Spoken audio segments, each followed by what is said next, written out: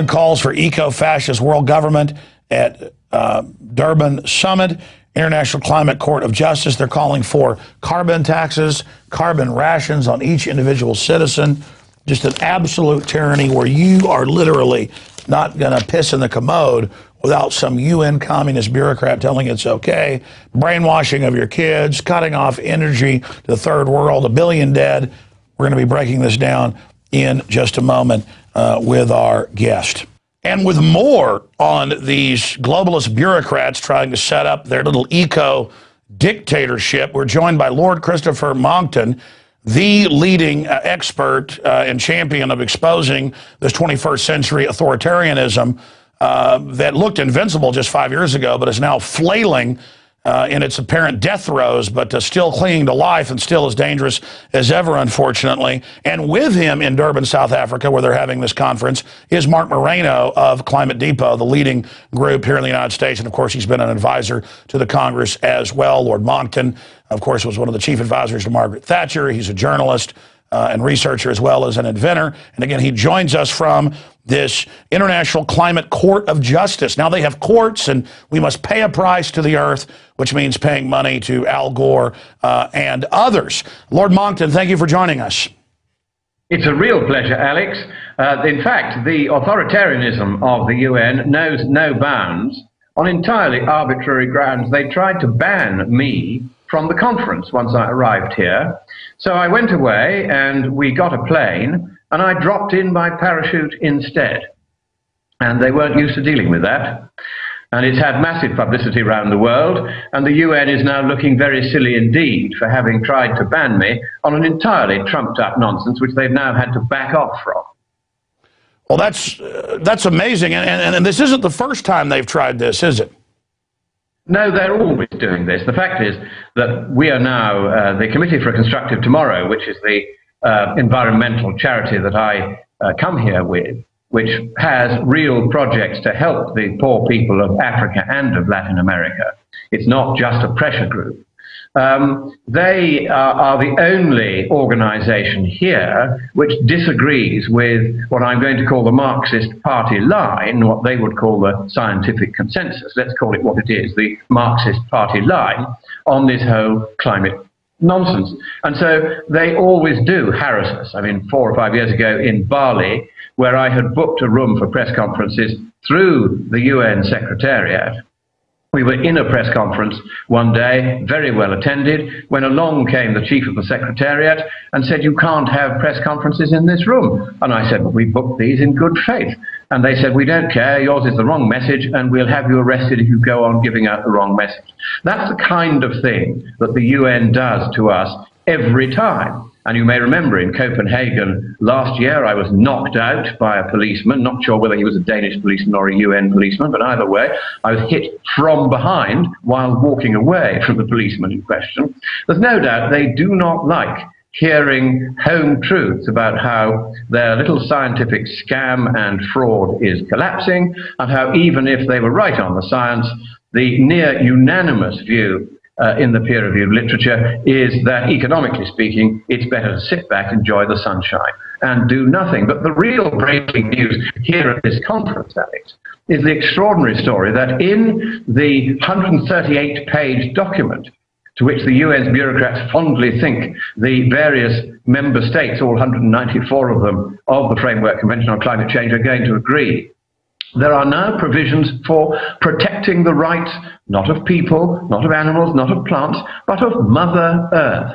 We're now in straightforward, old-fashioned superstition territory now. The rights of Mother Earth, and they're going to be enforced against the West only by a new international climate court run by the UN with absolute power to order Western countries such as the United States to hand over money and to run their economies and their environments in whatever way the so-called court is. Sir, I want to go through this as you join us from South Africa, but what, just 2 or 3 months ago, the UN said we want green helmets that will invade your country. So now the UN and NATO will put some rebels in and then claim that they're a democratic group, and NATO bombards and calls it peace, and the peace president gets behind it, Obama. And they're talking about another peace prize because how great these so-called peace wars are. And so I've also seen cases where these UN carbon credits, as you know, in South America, Central America, and Africa, mainstream, even New York Times admits that they come in and kill the locals to take their property to then plant trees on it to save the earth. I mean, isn't this just a new excuse for select globalist corporate colonialism to invade and take over land, but also then shut down real free market companies, as we see power plants being shut down now all over the U.S., and they're now admitting, okay, your prices are going up? That's right. Let's try and deal with the business of invading people's villages and moving out or killing the villagers. This has happened not that far from here in Uganda, where large areas of land were cleared so that the government of Uganda could claim, quite falsely, that the land was being used as what is called a carbon sink. And all of this is the kind of nonsensical, topsy-turvy, false accounting that leads to these ghastly actions where goons from governments and from the UN go in and shoot people who are on land that they want to take over and turn into a so-called carbon sink. This is becoming rather frightening, Alex. As you know, I often have to calm you down and say, no, no, no, it's not as bad as all that. Fact is that this UN conference has gone far, far further than any other in what is essentially a sustained, malevolent attack on the Free West.